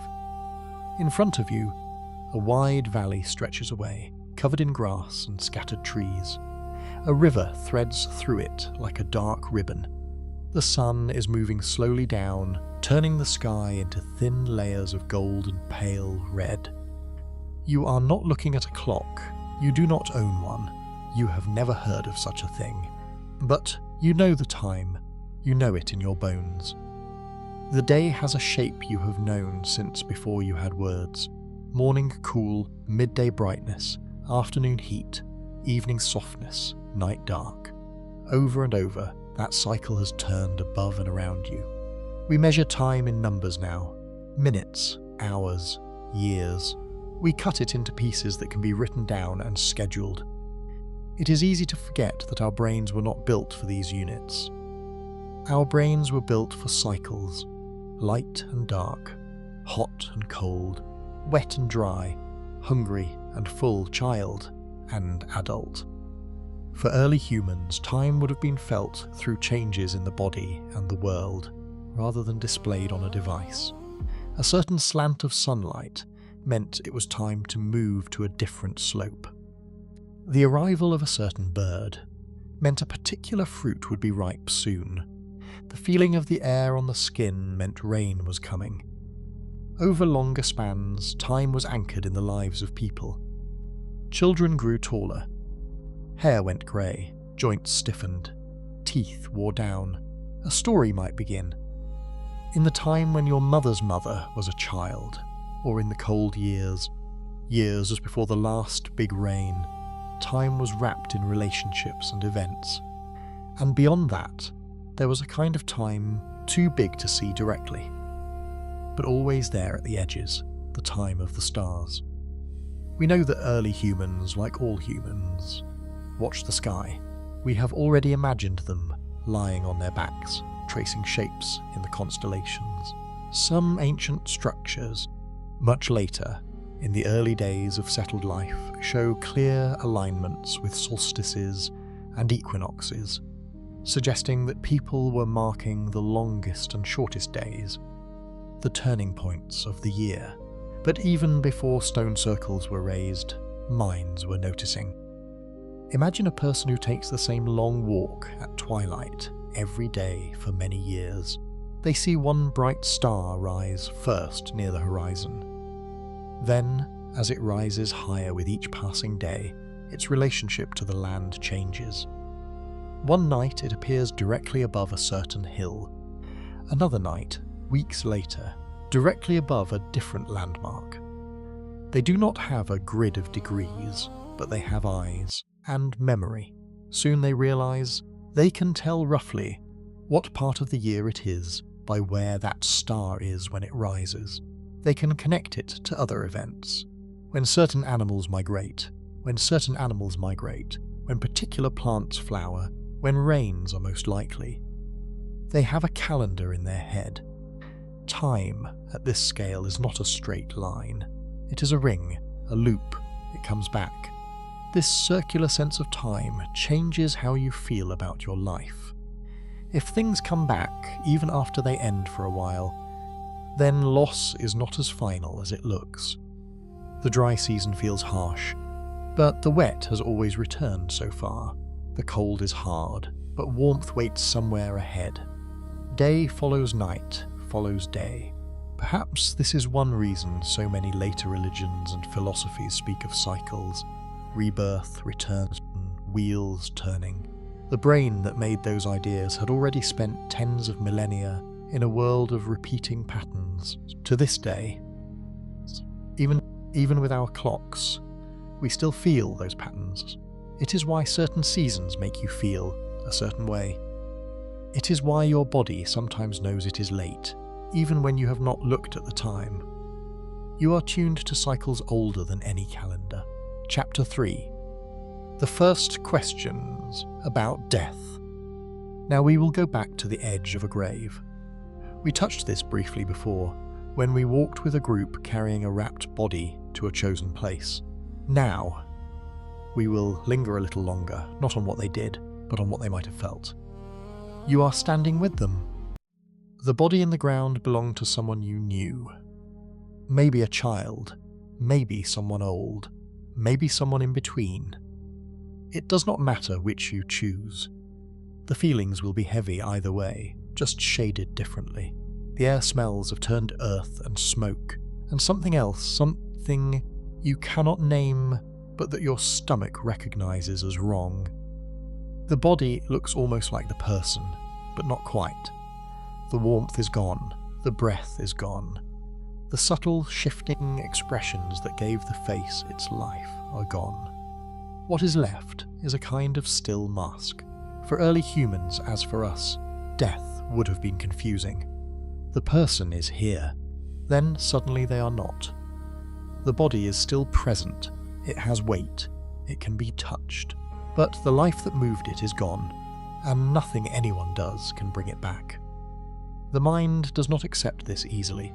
We know that in Kafza Cave and other sites roughly 100,000 years old, bodies were placed in the ground with care, often in a curled position, often with grave goods like tools or animal parts, and sometimes sprinkled with red ochre. Red ochre is a pigment that, when ground and mixed with fat or water, creates a deep, blood-like colour. To sprinkle it on a body is not necessary for decay. It is not practical, it is symbolic. What did it mean? We do not know. But symbols point to thoughts. Maybe the red colour stood for life itself, applied to send the person into the next place with life around them. Maybe the act of marking the body was a way of saying, "We see you, we honour you, we remember this moment." Maybe the objects placed with the body were meant to be used by the person in another world, or simply to mark who they were. This one was a hunter, give them a point. This one cared for children, give them beads. Whatever the exact meanings, the behaviour tells us that these people did not treat death as simple disappearance. They behaved as if something continued, or, at least, as if the relationship with the dead person was not instantly erased. Now imagine what happens in the evenings. after such a burial. The group sits together. The person's absence is loud. Work feels strange without their hands. A pause opens where their voice would have been. Someone begins to talk about them, remembering the time they did something clever on a hunt. Remembering their laugh. Remembering their mistakes, their kindnesses. In that quiet remembrance, the person is present again, in a different way. Not in the body, in the minds and voices of the living. This is where the first ideas about souls may have begun, not as doctrines but as feelings. You dream of the dead sometimes. You see them, alive, in your sleep. You speak to them, they speak back. You wake up, and they are still gone. It is not hard to imagine someone in those missing years waking from such a dream and thinking, they are somewhere, I saw them.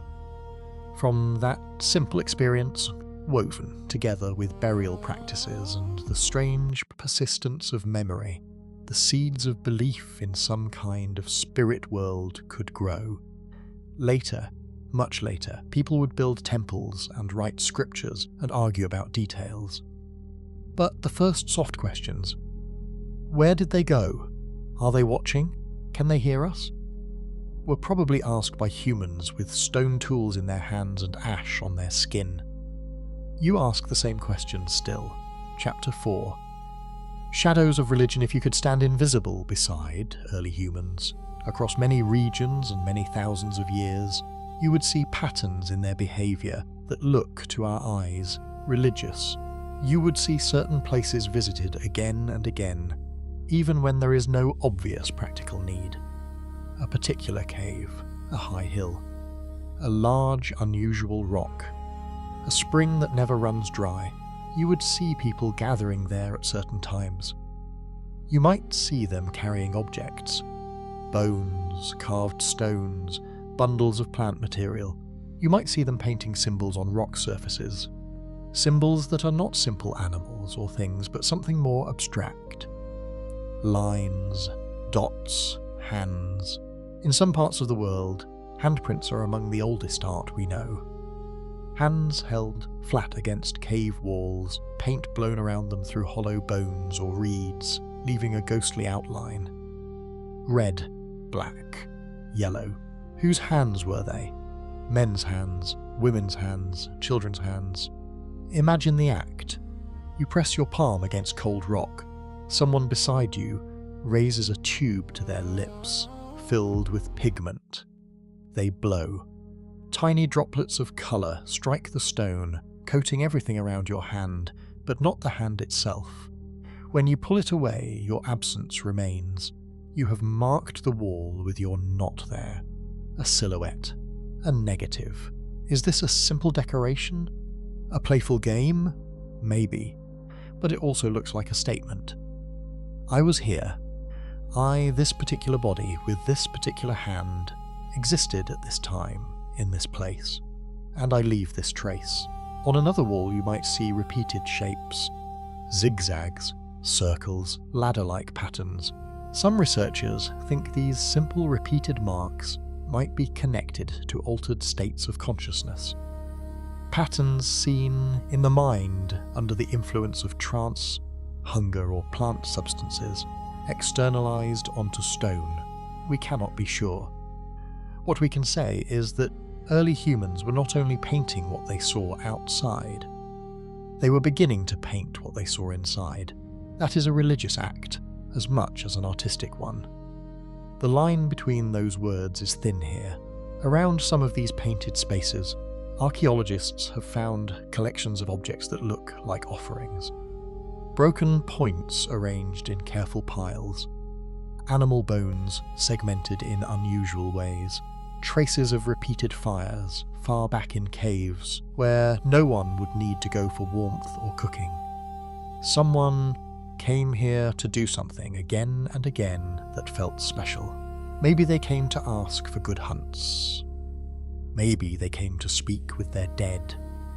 Maybe they came to tell group origin stories in a place that felt bigger than the everyday world. The cave, the hill, Spring becomes more than a physical location. It becomes a point where the visible world and the invisible touch. You have such places too, even now. A certain tree you always notice. A corner of a room where you like to sit. A spot on a path where you always think of someone. You might not call them sacred, but your body treats them as if they are. In those missing years without written doctrines, religion would have been more about practice than belief. What you do, where you go, how you behave in the presence of certain rocks, walls, animals, skies. It would have been woven into daily life so completely that there was no separate word for it. You did not have religion. You simply lived in a world that was more than it appeared to be. Chapter 5. Watching the sky, naming ourselves. Finally, let us return to the sky one more time. It is deep night, in a world without artificial light. The stars are so dense that the dark spaces between them look like rivers winding through bright forests. The Milky Way arches overhead, a band of pale light made of stars too numerous to count. You are lying on your back next to your small group. The embers of the fire beside you glow and occasionally pop. The air is cool. Your breath slips in and out easily. Above, the sky turns. You watch a bright point of light slowly rise in the east. You have seen this one many times. It moves differently from the others. It does not keep its exact place among the background stars. Night after night it shifts, like a wanderer. You give it a name. You do not need writing to do this. You only need a sound that, when spoken, brings this light to mind. The name might be tied to an animal, or a person, or a quality. The slow one, the bright one, the one who returns when the air is cold. You tell a story about it to a child.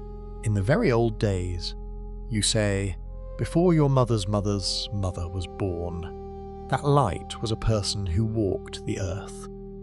They did something great or terrible, and the sky took them. Now they walk above us instead of beside us. The child listens, eyes wide. That story, told enough times, becomes part of how the group thinks of itself. We are not just people who walk on the ground.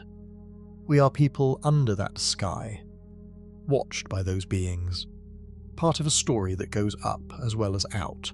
This is the beginning of cosmology, not in equations but in narrative. Who are we? Where do we fit in all of this? Questions that would one day be written in philosophical texts were first whispered to sleepy children under strange constellations.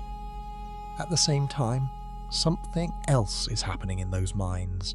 They are beginning to see themselves as separate from other animals, not only in body but in kind, even though we share many behaviours with other creatures. Cooperation, caring for young, learning from elders. Humans have an unusual degree of self-reflection. We do not only act, we think about our actions. We tell stories about them. We imagine futures in which we act differently. Imagine an early human sitting quietly apart from the group for a moment, watching others move around the fire. They see the patterns. Who shares, who takes, who comforts, who holds back. They remember similar moments from previous days, previous seasons. They begin to form inner pictures of people. This one is brave but impatient. That one is careful and generous. This child is quick to laugh. That one is quiet but notices everything. These are the beginnings of what we later call psychology. Understanding that minds have tendencies, that people have inner lives that stay somewhat consistent over time. From there, it is a small step to asking, what kind of person am I? Not just what do I do, but what do I tend to do? What matters to me? Why did I react that way? We don't know when this kind of reflection became common, but we know our brains were ready for it hundreds of thousands of years ago. The missing years, then, are not just about expanding across the earth.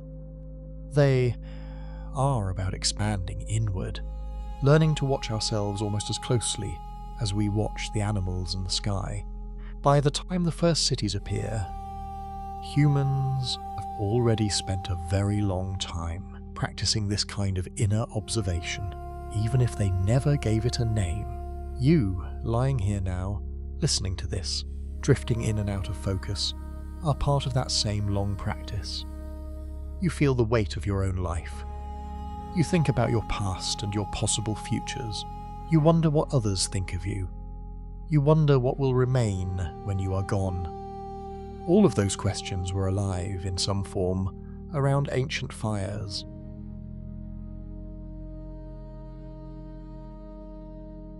There is a moment near the end of every long story when the facts begin to soften, not because they stop being true, but because what matters most is no longer the exact dates or the exact shapes of tools or the precise spread of ice across old maps. What matters is what all of it adds up to inside you. We have walked a very long way together through the missing 100,000 years. We have stood in the ash-dark world after a supervolcano. We have followed quiet footsteps out of Africa, along lost coasts and over dry land where there is now sea. We have watched fires crawl gently across hills. We have stood in the shadow of mammoths. We have listened to songs in caves and stories beside fresh graves. We have looked up at a sky so full of stars it almost hurts. In this final part, we are going to slow down. We will not race toward the invention of farms or the first cities. Instead, we will stay inside the deep, calm realization that grows when you understand how much of being human happened before any of that. We will think about what this means for your life now, for your hurry, your worries, your feeling of not having done enough. We will talk about rest and why you are allowed to have it in a world that tells you to move faster than you were built to move. If you have come with me all the way to this last chapter, you are already the kind of person who can sit with long, slow ideas. When you are more awake, if you want to travel with me into other parts of deep time, you can subscribe and leave a thought in the comments. This channel grows from quiet minds like yours. For now, just be here. The world turns slowly and so do we. Chapter 1. The thin bright edge. Imagine you are holding a long, smooth stick. It is so long you cannot see both ends at once. One end disappears into darkness behind you. The other disappears into darkness ahead. This stick is time. The time modern humans have existed on this planet. Somewhere near one end, about 300,000 years from where it begins. A point of light appears. That is you, your life. Your entire span from birth to death. All your choices, all your loves, all your fears, all your ordinary mornings and surprising afternoons and quiet nights is a tiny bright spark on that long length of wood. Most of the stick behind you is dark. Not empty, just dark because no one wrote down what happened there. That is the missing 100,000 years and more. The time when Homo sapiens, our species, your species, walked the earth without ever imagining a smartphone or a skyscraper or a printed book. We sometimes talk about that darkness as if nothing important was happening in it. But now you know better. That darkness was full. It was full of children being born and held close through long nights. Full of people learning how to read tracks in dust and clouds in the sky. Full of small acts of bravery and kindness and cruelty and forgiveness. Full of experiments with fire and stone and colour and sound. Full of questions about death and dreams and the lights above. Your own mind is the child of that long, dark fullness. Every habit in your nervous system, every way your body responds to fear or comfort or hunger or touch, every flicker of recognition you feel when you see a fire or hear a story in the dark, was shaped there, far behind the tiny bright spark that is your particular life. You are very new, but the things you are made of are very old. When you rush, when you push yourself, as if you were designed for constant speed and constant output, you are asking a very ancient animal to live in a very recent idea. The ancient animal does not disappear just because the idea is clever. It still needs what it always needed: cycles, movement and rest, focus and drift, effort and softness, company and safe solitude, long stretches of nothing much happening. The people in that great dark stretch of time had many kinds of suffering. They lacked medicines that you have. They lacked protections. They lacked knowledge that could have saved lives. But they did not lack this: alignment between body and world. They woke when the light woke. They slept when the dark returned. They walked on earth, not on concrete. When they were hungry, they moved and worked to find food. When they were full and safe, they sat down. They watched the fire. They listened to voices. They rested. You come from them. That means you still need some echo of that balance, even now. Chapter 2. The weight you do not have to carry. Think for a moment about all the things you worry about that a person 50,000 years ago could not even imagine. You worry about emails and deadlines and messages left on read. You worry about how many people saw what you posted. You worry about numbers in bank accounts and the speed of your progress compared to others. You worry about the shape of your body in photographs, about the impression your words made in rooms you have already left. A person sitting under those ancient skies had different worries. They worried about finding food, about injury, about illness without medicine, about storms, about the health of those they loved, about whether the world would be kind or harsh to their children. Those worries were immediate, physical, present. There was no extra layer of abstract pressure telling them to maximize their potential, or build a brand, or stay productive. They worked when work was needed. Then they stopped. Your nervous system still thinks that is how the world works.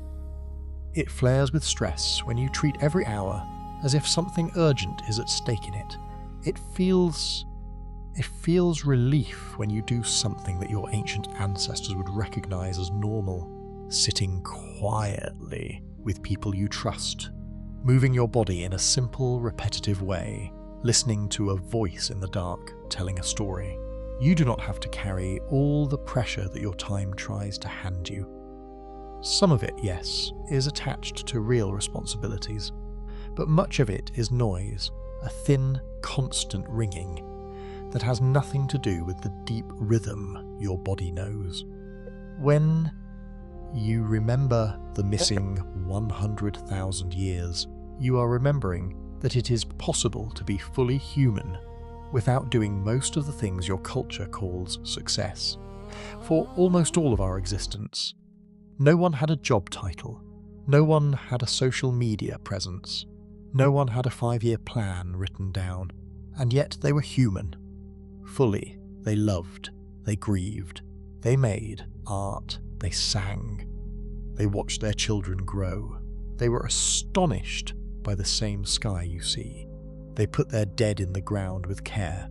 If you stripped away all the extra layers from your life, the devices, the roles, the expectations, and were left only with breath, food, shelter, a few close people, and the changing sky, you would still be human. You would still be you. This knowledge is not an invitation to throw away everything you have. It is an invitation to loosen your grip. You can let some things be small. You can let some things wait. You can let yourself be something other than productive all the time. Your ancestors did not earn their right to exist by constantly proving themselves. Neither do you. Chapter 3. The Slow Inventions of Rest. One of the quiet truths hidden in deep time, is this. Almost every important invention took much longer than you think. We like to tell stories where someone invents something in a single stroke. The wheel, the bow, the first painting, the first song, the first story about the stars. Reality is softer. The wheel, when it finally appears in the archaeological record, long after the period we have been walking through, is the result of countless earlier experiments with rolling logs, dragging sleds, shaping round things. The bow comes after lifetimes of throwing sticks and spears and learning how wood bends. The first written myths grow from stories told aloud for thousands of years. Slow accumulation. For tens or hundreds of generations, people tried things. They made small changes. They forgot some of what they had tried. They remembered other things and passed them on. They improvised. They copied. They failed. They rested. They tried again. Innovation was not separate from life. It was woven into the everyday, like a new way of tying a knot or shaping a point, when you expect yourself to change quickly, to fix your habits in a week, to transform your skills in a month. You are working against this deep pattern. Human change is naturally slow. Your brain rewires through repetition and rest, not through sudden pressure alone. Your body adjusts to new rhythms over weeks and months, not hours. Rest is not the opposite of progress. It is part of the process. Think of early humans learning to use fire safely. At first it must have been terrifying. A wild thing that leaped and destroyed. Then, slowly, over time, people learned to carry embers, to build small, contained fires, to manage fuel. They learned when to let it die and when to feed it. If they had tried to keep fire blazing at full strength all the time, they would have burned their camps and exhausted their fuel. Instead, they let it rise and fall. They let coals sleep under ash until they were needed. Your energy works the same way. You cannot blaze constantly without burning something you need. You are allowed to be an ember, warm, quiet, steady, waiting under the surface of your day until the right moment comes. You are allowed to have seasons of your life where not much seems to be changing from the outside. Even though, like a landscape under snow, deep work is happening just beneath the surface. The missing 100,000 years were mostly made of such seasons. Long stretches where nothing dramatic happened, but everything was slowly building toward the world you know.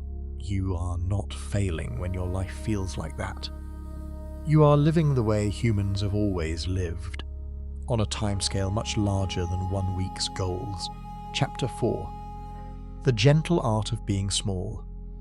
We have spent a lot of time in this story zoomed out, looking at entire species across continents, watching ice sheets advance and retreat, tracing movements that happen over tens of thousands of years.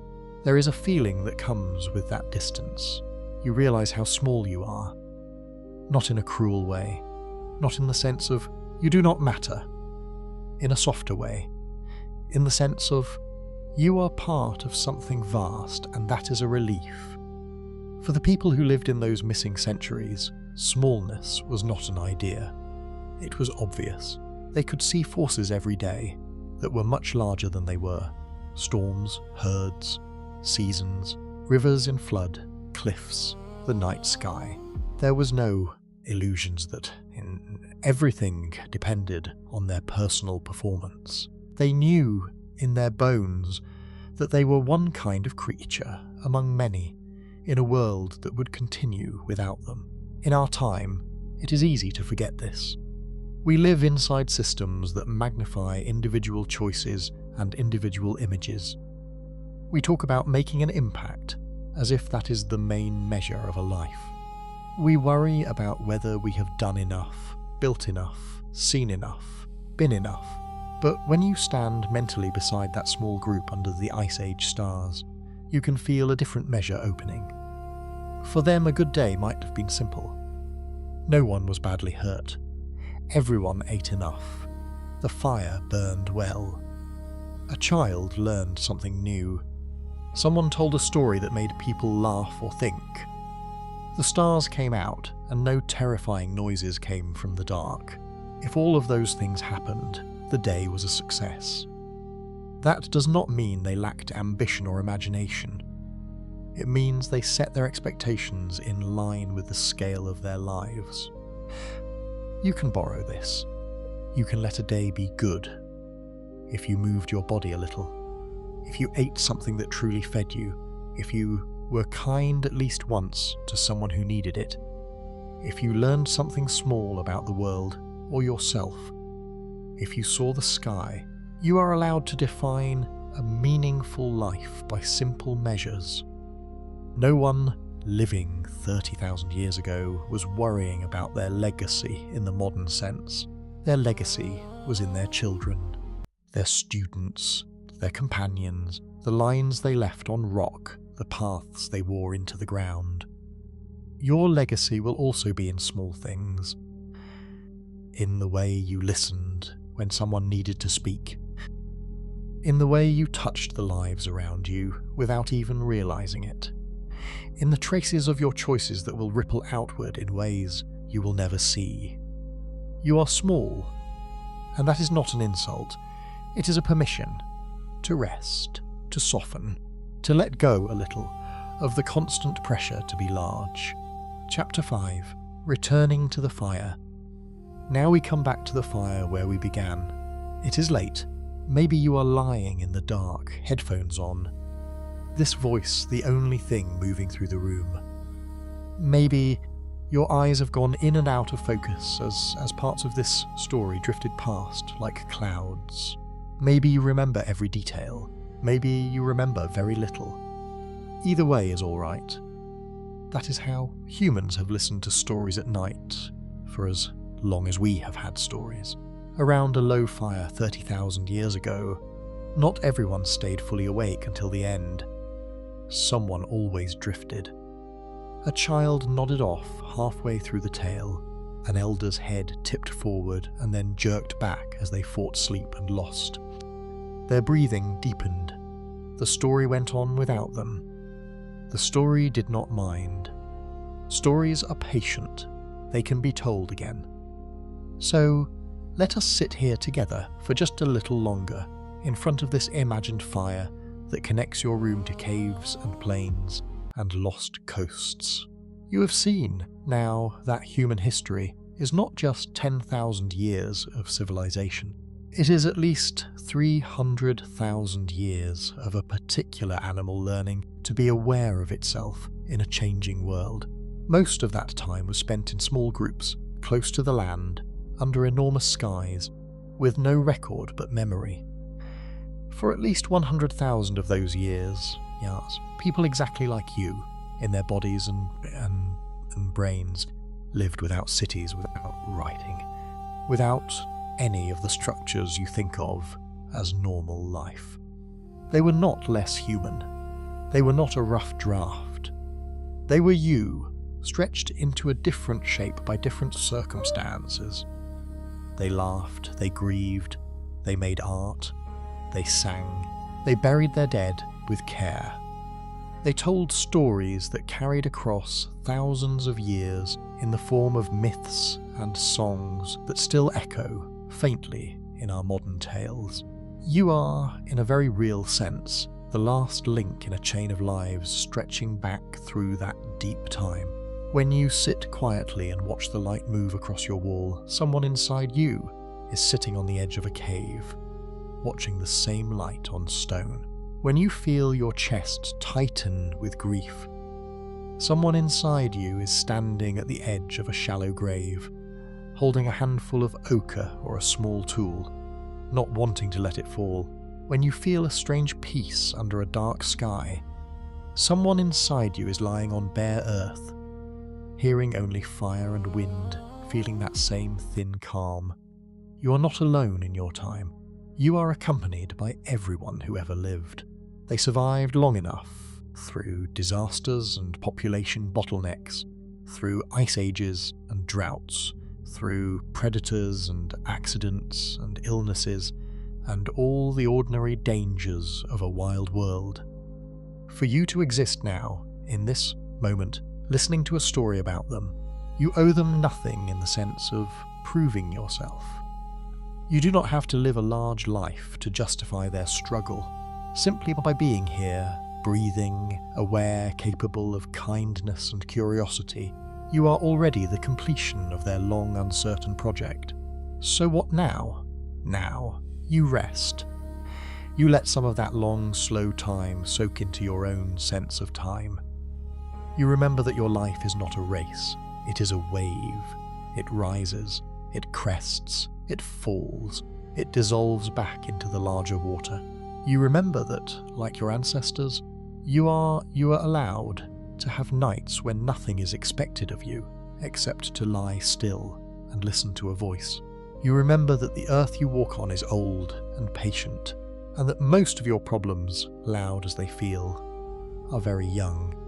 You let yourself be small, and in that smallness you find room to breathe. The fire in front of us burns low.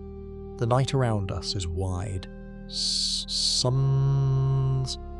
Somewhere in it, if you could strip away the lights and the buildings and the noise, the stars would look exactly as they did to the first humans who ever wondered what they were. You are connected to those first wandering eyes by a chain of unbroken looking. You can close your eyes now. The story has brought you back to where you started, here, in your own body, in your own room, with the slow movement of your own breath, in and out, in and out. The missing 100,000 years are not missing anymore. Not for you. They live in your understanding, in the way you will now think about your own days and nights. You can come back to them whenever you need to feel the ground under your life. They are part of you. The world turns slowly, and so do we. Thank you for walking through this long, quiet history with me, all the way to the end. You are safe here. You have done enough for today. You can rest now. Good night. Sleep well.